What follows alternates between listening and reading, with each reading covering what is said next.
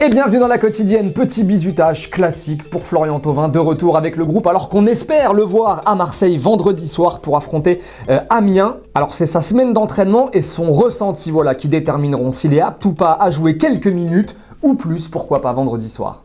Conférence de presse ce matin de la ministre des Sports, Roxana Maracineanu, à propos des événements à venir et du coronavirus évidemment. Et la ministre a évoqué PSG Dortmund prévu le 11 mars prochain. J'allais dire à minima, c'est la décision qui sera prise de faire un huis clos. À maxima, aujourd'hui, on peut... voilà, comme c'est étudié au cas par cas et que c'est dans une semaine maintenant, voilà, on verra aussi comment la situation évolue et on en parlera avec le préfet. Pour l'instant, il est trop tôt de décider, mais à minima, le match se tiendra. Et à noter que des mesures ont été déjà prises un peu partout en Europe et même dans le monde.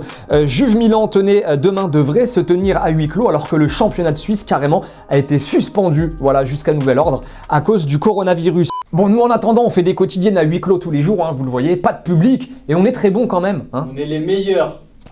Allez, pause dans la quotidienne, le football vrai. On file au Danemark, voir l'un des nombreux Paulinho que compte le football mondial.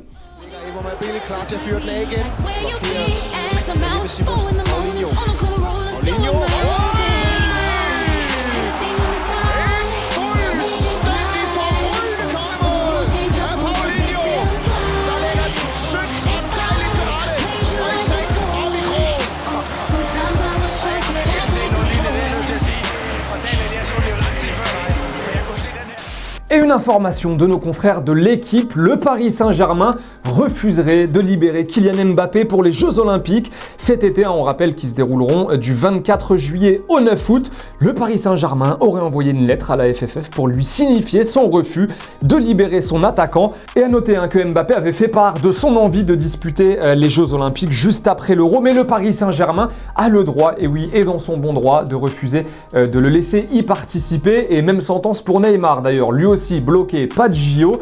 Petite question du jour, le PSG a-t-il raison de ne pas laisser Kylian Mbappé participer aux Jeux Olympiques? Et on rappelle qu'il aura joué l'Euro juste avant. Dites-nous ce que vous en pensez. 2 commentaires sélectionnés demain.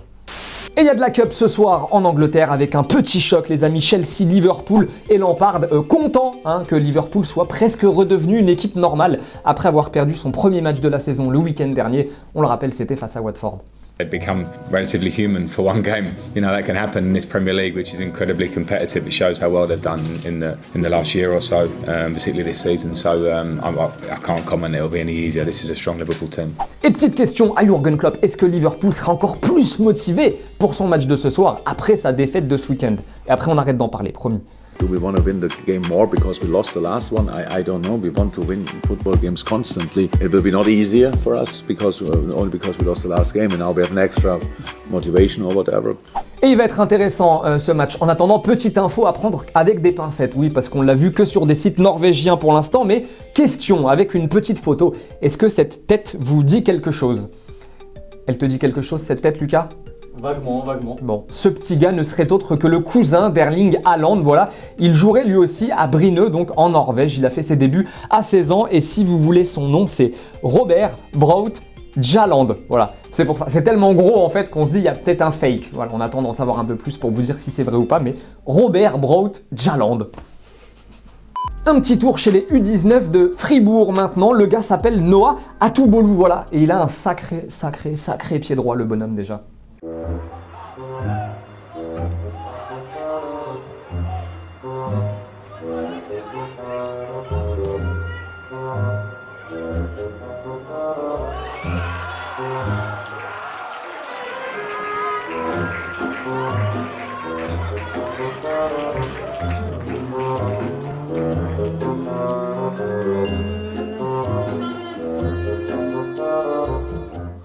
Ronaldo pas content. Mais alors pas content du tout. Vous allez voir Ronaldo. Bon, en gros, on vous explique tout. Le site Transfermarkt que vous connaissez sûrement déjà, c'est le site le plus réputé concernant les estimations des prix des joueurs. Et ben en gros, ils estiment qu'aujourd'hui Cristiano Ronaldo vaut 75 millions d'euros, quatrième joueur le plus cher de Serie A derrière Eriksen, Dybala et Lautaro Martinez.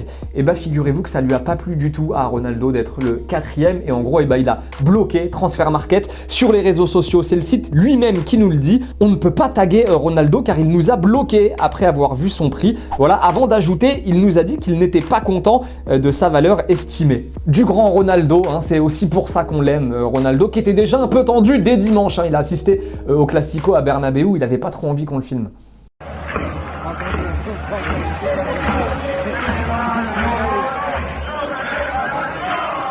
Et en parlant de Bernabeu, la question d'hier était la suivante: qui va remporter la Liga? Les deux commentaires sélectionnés avec Damien qui nous dit: je pense que le Real remportera la Liga, ils vont se faire éliminer en Ligue des Champions. Bon, voilà, ok, tous les joueurs seront plus frais, alors que le Barça a un effectif réduit. Liliane nous dit: je pense que ce sera le Barça, le Real fait beaucoup trop d'erreurs dans les matchs faciles, plus que les Catalans en tout cas.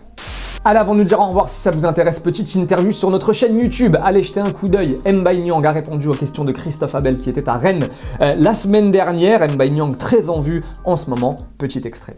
Quand je suis arrivé, j'ai eu un peu de difficulté on va dire, d'adaptation. Bon, après, j'avais pas fait non plus de préparation. Physiquement, j'étais pas très bien. Mais voilà, j'ai repris le fil et aujourd'hui, je me sens totalement épanoui, ma famille est épanouie, donc ça aide beaucoup. Le footballeur est très fragile mentalement. Moi, je pars de ce principe-là. Il faut trouver le juste milieu, le bon environnement. Et c'est la fin de la quotidienne, les amis. Merci d'avoir passé, comme tous les jours, ce petit moment avec nous. On n'oublie pas, il y a un maillot de l'OM à gagner cette semaine. C'est réservé à nos abonnés de YouTube. Il y a aussi un maillot du Real dédicacé par Vinicius Junior. Les gagnants à venir très bientôt, c'est promis. En attendant, bye bye en image et en musique. Et on se retrouve vite, très vite même. Ciao.